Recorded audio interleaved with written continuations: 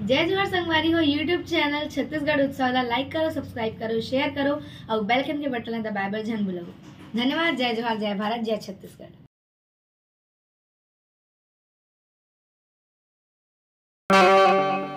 वृंदावन के कुंजी गलिन माँ संगी और सखिया ने सोरेगा मचाई। झूमर झूमर के राधा नाचे दीदी और कृष्णा बंसी बजाए ना। ये कृष्णा बंसी बजावे, वो कृष्णा बंसी बजावे।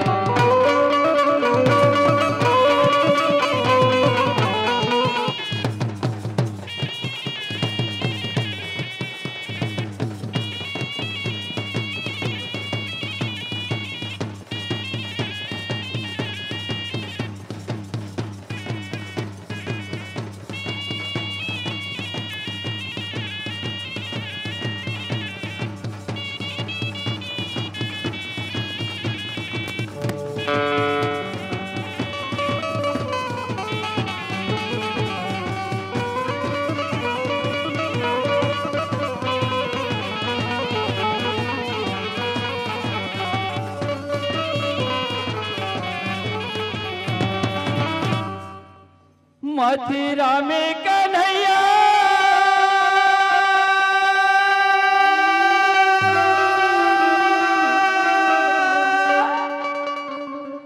जन्म धरे बहनी, वो मथुरा में कन्हैया जन्म धरे ना।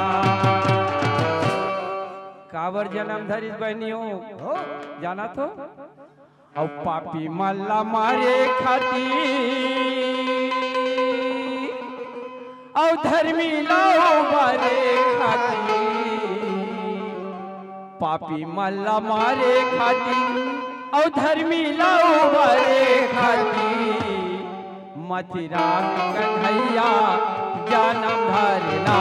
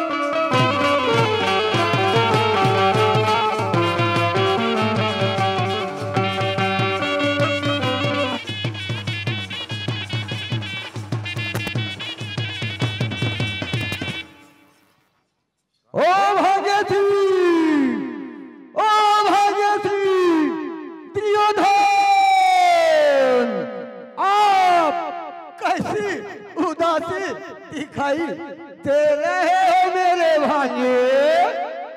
क्या बताऊं बाबू श्री? बोलो।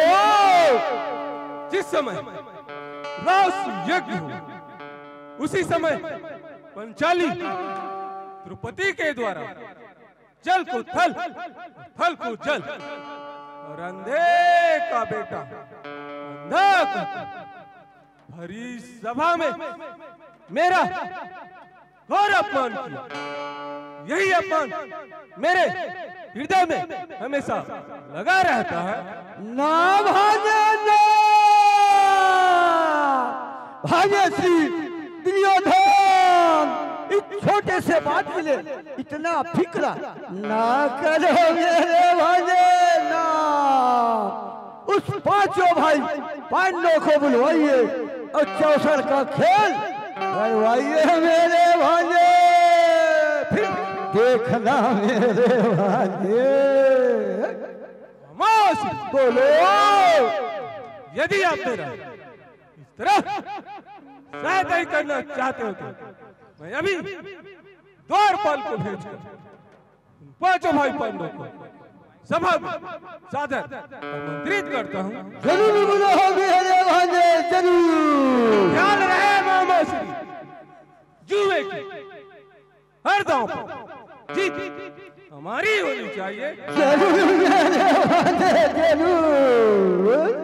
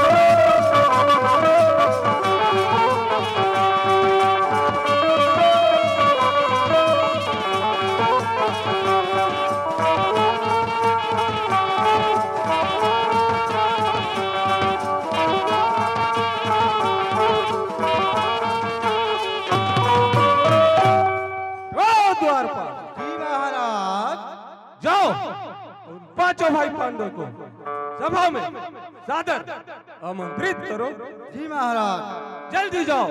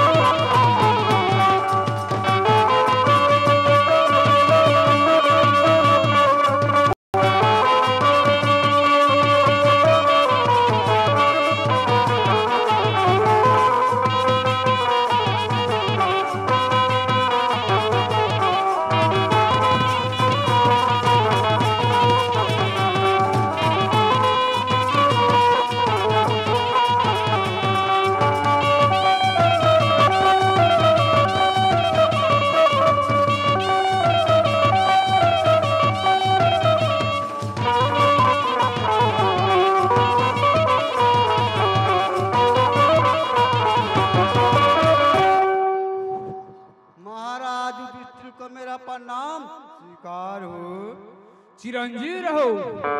कहो द्वारपाल, और शुभ हस्तिनापुरी की कुशलता सुनाओ। महाराज दुर्योधन ने आप पांचों भाइयों को सभा में बुलाया है। ठीक है द्वारपाल, चलो हम आते हैं।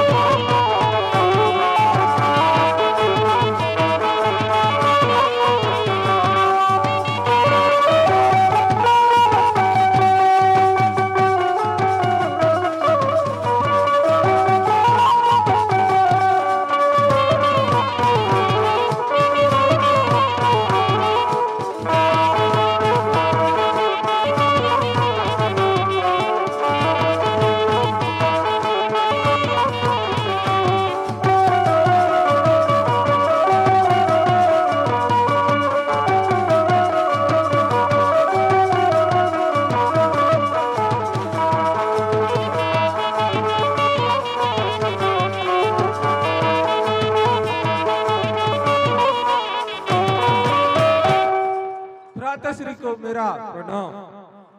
चिरंजीव रहो। कहो दुर्योधन, हमें किस लिए याद किए हो? भ्राताश्री मामाश्री ने जुए का खेल का आयोजन किया है, इसलिए आप सभी पांचों भाइयों को सादर आमंत्रित किया है। ठीक है दुर्योधन। आओ मेरे भाइयों युधिष्ठिर, आप भी आओ दुर्योधन, पासा पाली खेलने बैठ जाओ मेरे भांजे, बैठ जाओ।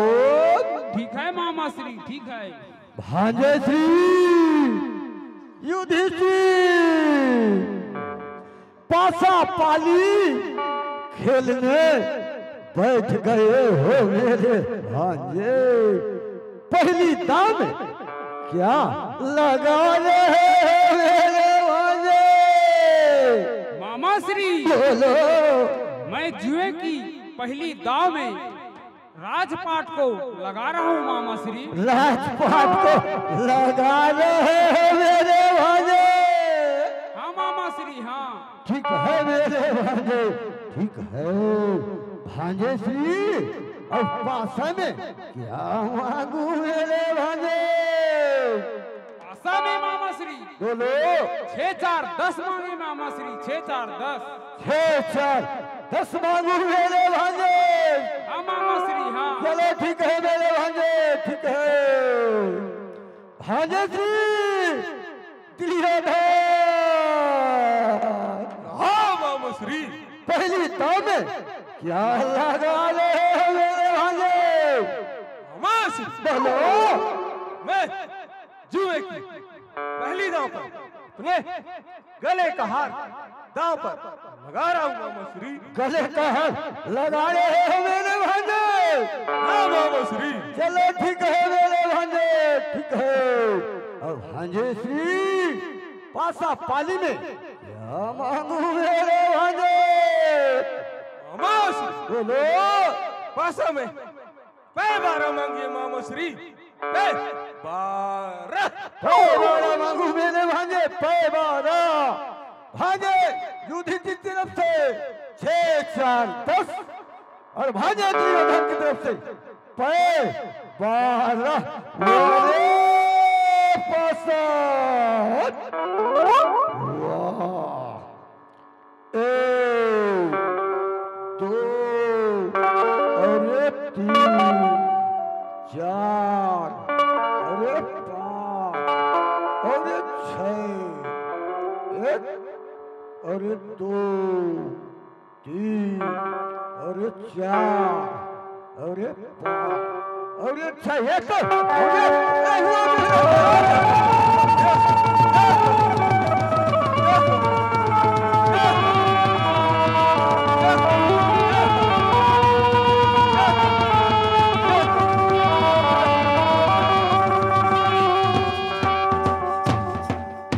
कौरव पांडव आपस में मिले संगी और वो जुआ खेल रचाएगा।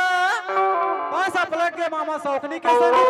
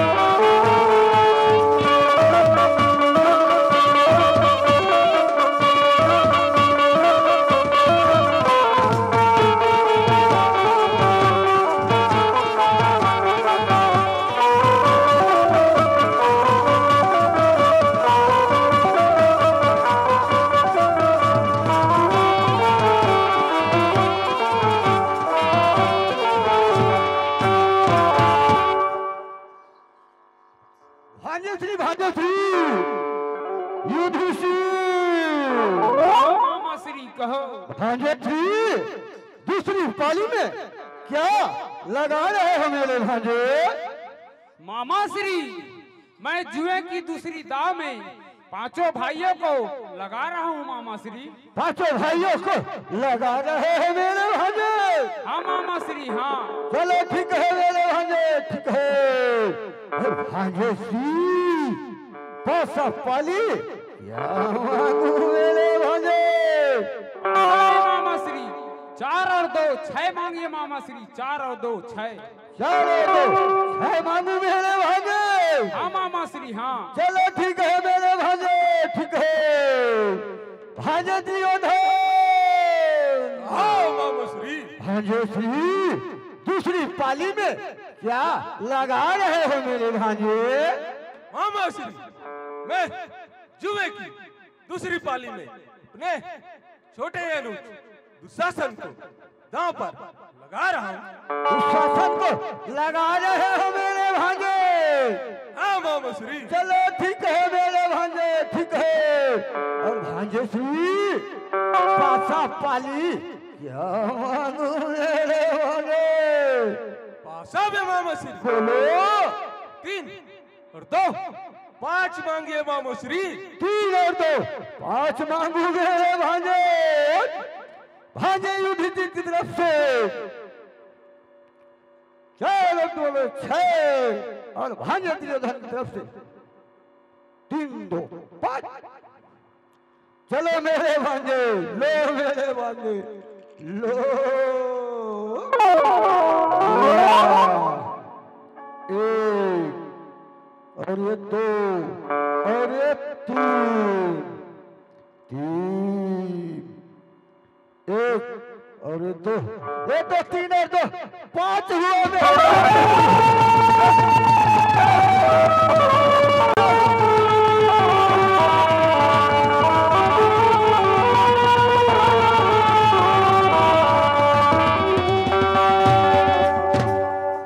कपट के पासा फेंके सौगनी संगी जीत लिए राज पाटिका। खुशी दुर्योधन राजा मन में करे विचार।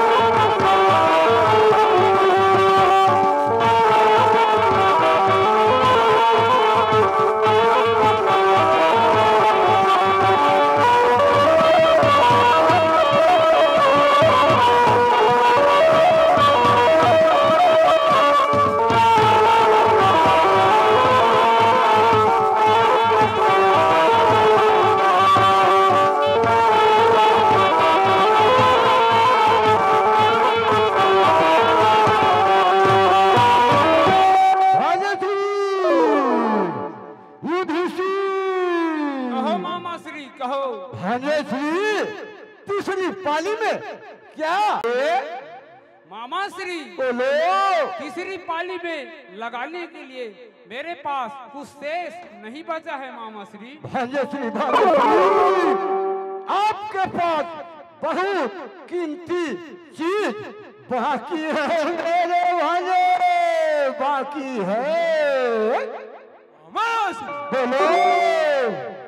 धर्मराज के पास ऐसा कौन सा संपत्ति अभी भी शेष बचा है? भांजे श्री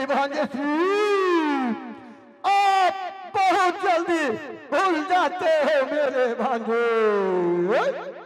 जिस समय राष्ट्रज्ञ हुआ था मेरे भांजे, जल को थल, थल को जल, और अंधे का बेटा अंधा कहा था मेरे भांजे। पंचाली दुर्पति बचा है मेरे भांजे। मामा श्री बोलो।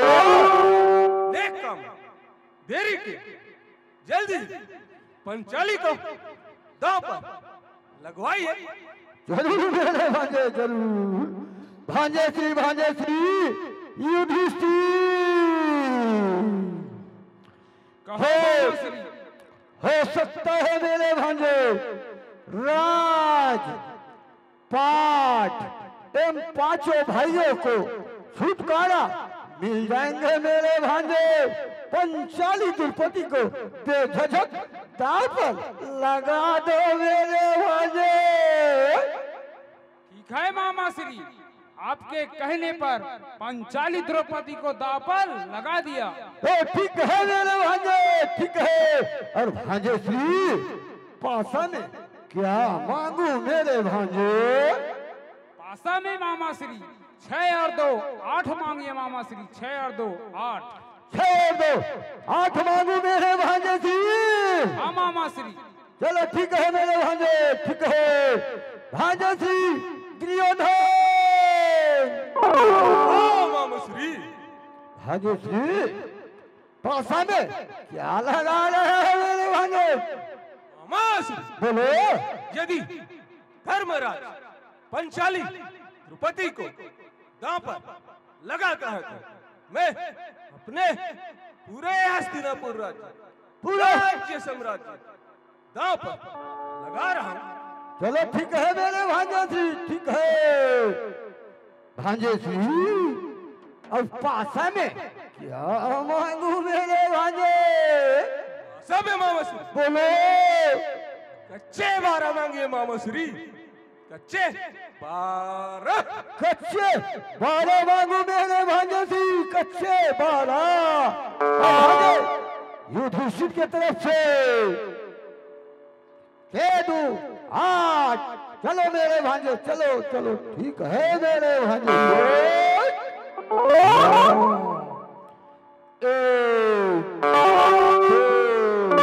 और 3 4 5 और 6। 1 2 3 4 अरे 5 पौने 6। ये तो कच्चे 12।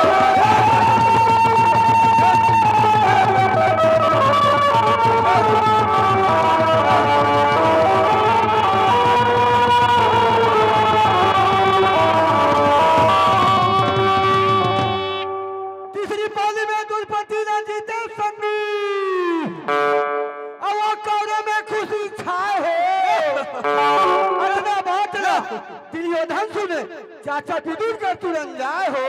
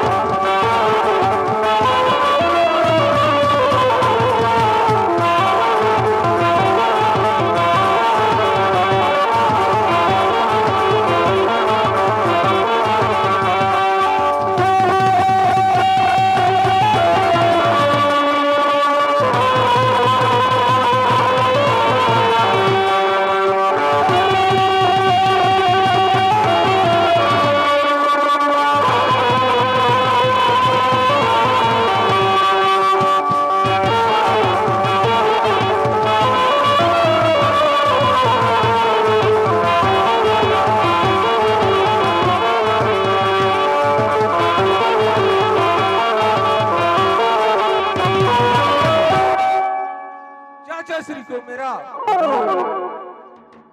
चिरंजीव रहो। कहो दुर्योधन और सब हस्तिनापुरी की खुशी सुनाओ। चाचा श्री मैंने पांडवों की राज पाठ एवं 5 भाई और पंचाली द्रौपदी को जुए की खेल जीत लिया। वह पंचाली पुण्य नहीं करने के कारण 5 पांडवों नारी हुई थी। लेकिन अब मेरे घर झाड़ू देगी और दासियों की तरह मेरा सेवा करेगी। दुर्योधन मूड हो गया है, तेरी मौत तेरे सिर पर नाच रही है। मर्यादा मत तोड़, इन शेरों को मत छेड़, ये बड़े बड़े विशाले सांपों को ठोकर मत मार। 100 जन्म में भी द्रौपदी तेरी दासी नहीं हो सकती, नहीं हो सकती।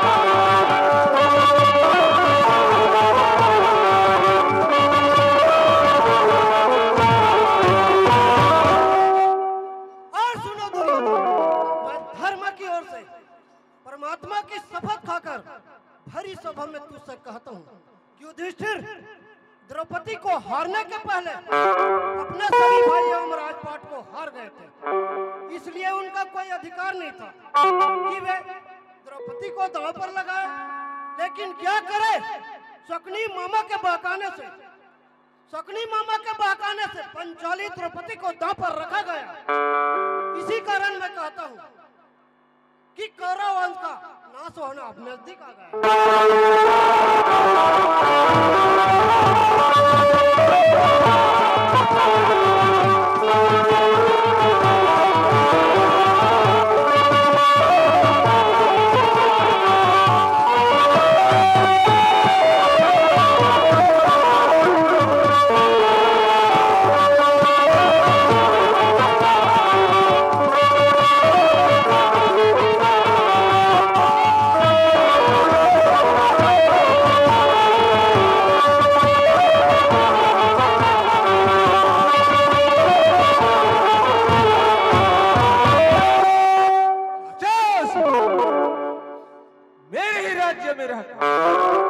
मेरा ही नमक खाता, मुझे ज्ञान सिखाते हैं। जी भैया, जाओ और पंचाली को रंग महल से घसीटते हुए ले आओ। जो आ गया भैया।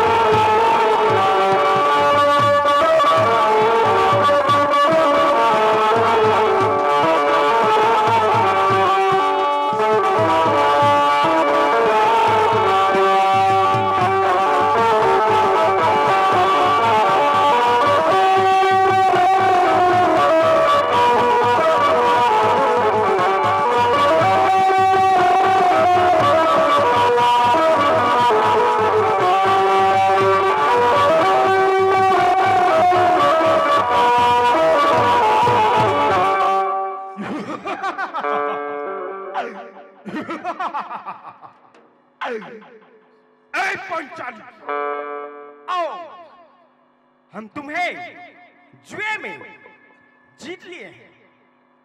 अब तुम हमारी दासी हो गई और दासियों को लज्जा कैसी? सभा में चलो और भैया दुर्योधन की सेवा करो। हे दुशासन, ये तुम क्या कह रही हो? मेरी इन 5 पतियों के रहते हुए भी मुझे दापी रखी गई, ऐसा कदापि नहीं हो सकती। हे दुशासन, मैं इस समय रजस्वला हूँ, अर्थात एक ही साड़ी पहनी हूँ। भला गुरुजनों के सामने सभा में कैसी जा सकती हूँ? पंचाली, तुम एक ही साड़ी क्यों ना पहने? इससे हमारा क्या मतलब? तुम तो हमारी दासी हो गई हो और दासियों को लज्जा कैसी? सभा में चलो, अन्यथा मैं तुम्हें तुम्हारे बाल पकड़कर रंग महल से घसीटते हुए ले जाऊंगा।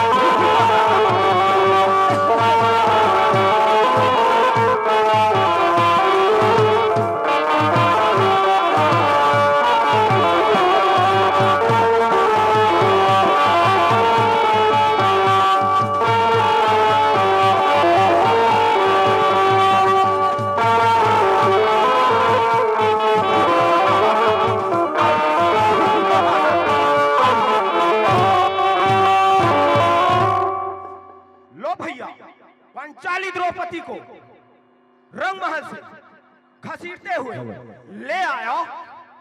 क्या किया दुशासन? देखते क्या हो? खींचो जी सभा में मेरे जंघे पर बिठा। ठीक है भैया।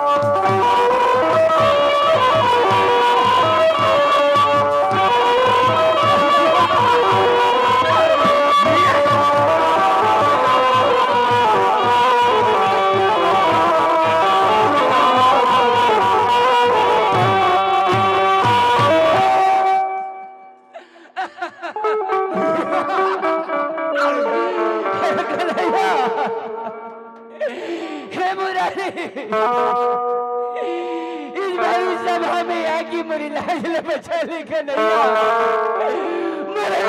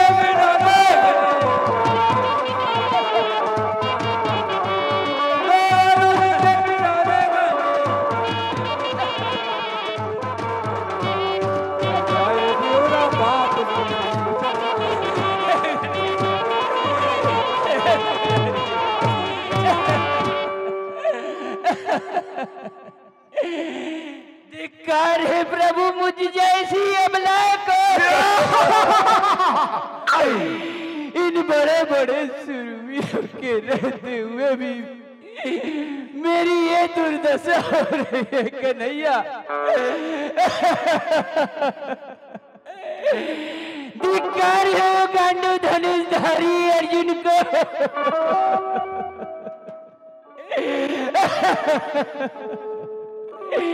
धिक्कार है जिनकी भुजा में 10,000 हाथियों की ताकत वाले भीमसेन को इन बड़े बड़े शूरवीरों के रहते हुए मेरी ये दुर्दशा हो रही है कन्हैया।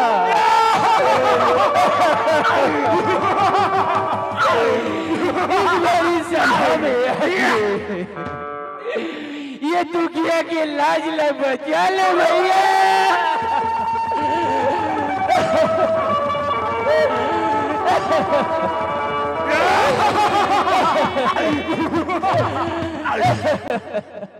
शंकर भोला डमरू वाला, शंकर भोला डमरू वाला, शंकर भोला डमरू वाला, मन बिगड़ी ना हमरो भाई, लाज रखो हमारे, लाज रखो, लाज रखो, शंकर भोला डमरू वाला,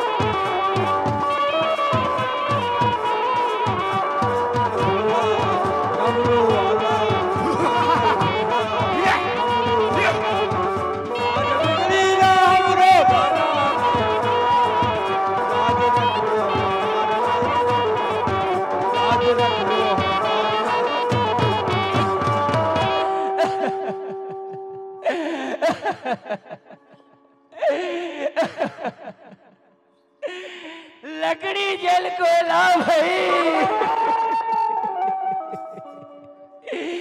कोयला जल भाई ला। मैं दुखिया ऐसी जली कोयला भाई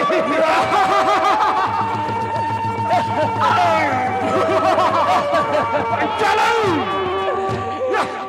कन्हैया। हे मुरारी, इस भरी सभा में आके मुरलाज ला बचा ले भैया, मुरलाज ला बचा ले। आजा कन्हैया, आजा कन्हैया। चलो तुम्हारा लाज बचाने वाला कोई नहीं आएगा। मोरे पतेला खागिरे धारी,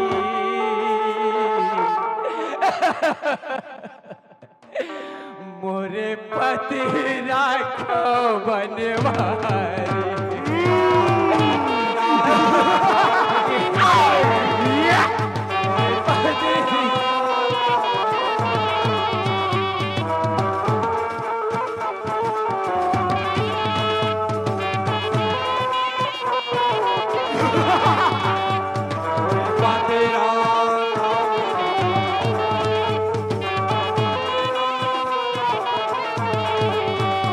और तो क्या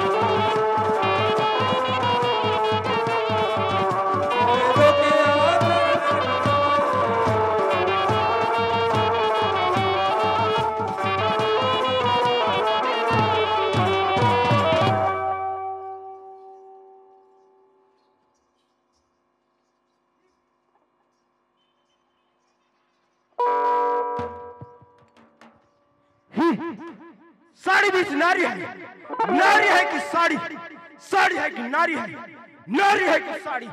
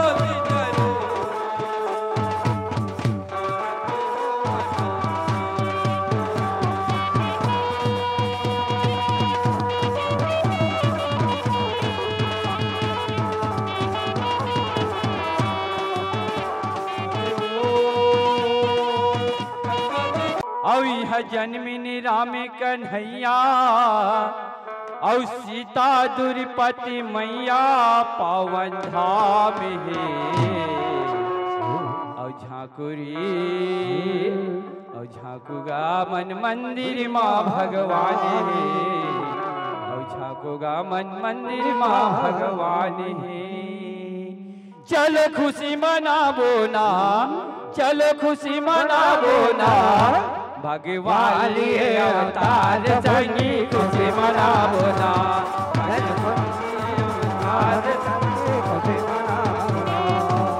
खुशी मनाबो ना, चलो खुशी मनाबो ना, भगवान लिए अवतार संगी खुशी मनाबो ना, भगवान लिए अवतार संगी खुशी मनाबो ना।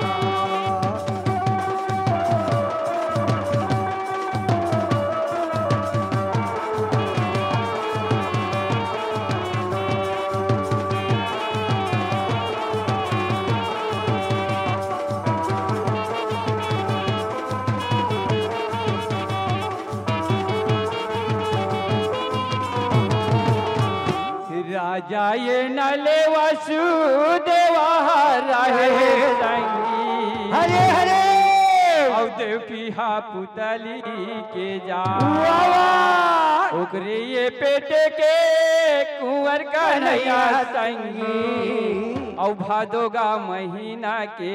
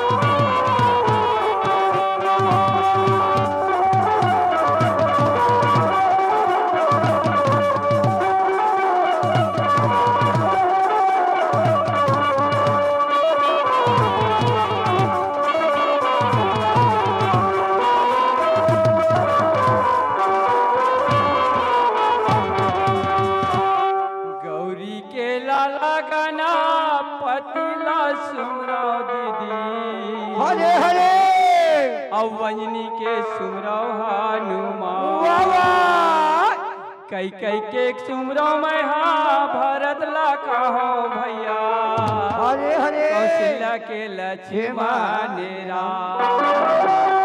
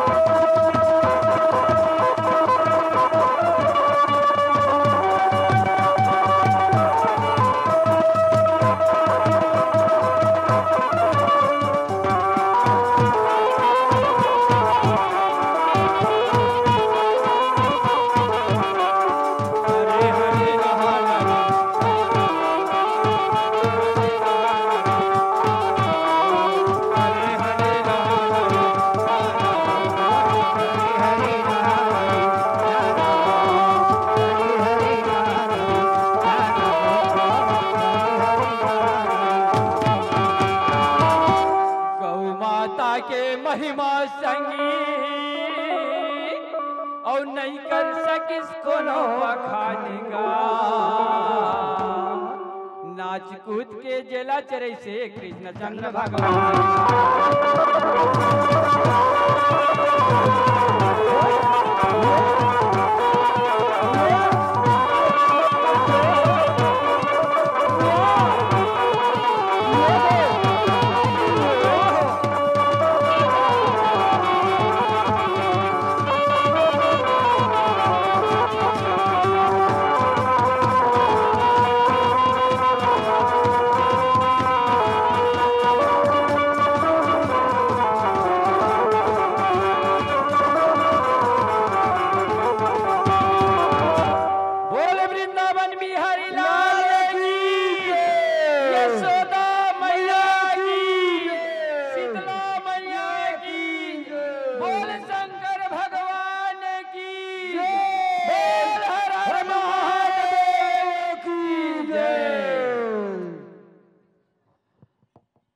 स्वदोहा सुनत हस मनमानी भैया हाँ बा और काया माटी के हावे मोर दीदी है ना हाँ एकर का भरोसा है नहीं है है नहीं कोई भरोसा नहीं है हाँ बा जब तक श्वासा चला थे मोर भैया हो मोर दीदी हो भगवान कन्हैया के गुण लगाना है चोला माटी के हावे मोर भैया एकर का भरोसा काया माटी के हावे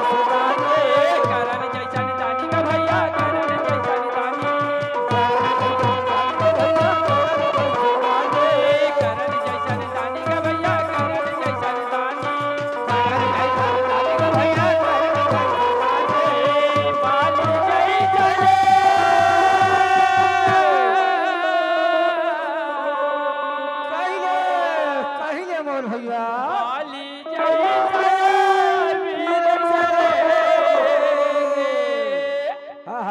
और रावण जैसे अभिमानी गमन भैया, रावण जैसे अभिमानी चोला माटी के मोर भैया एक का भरोसा गया।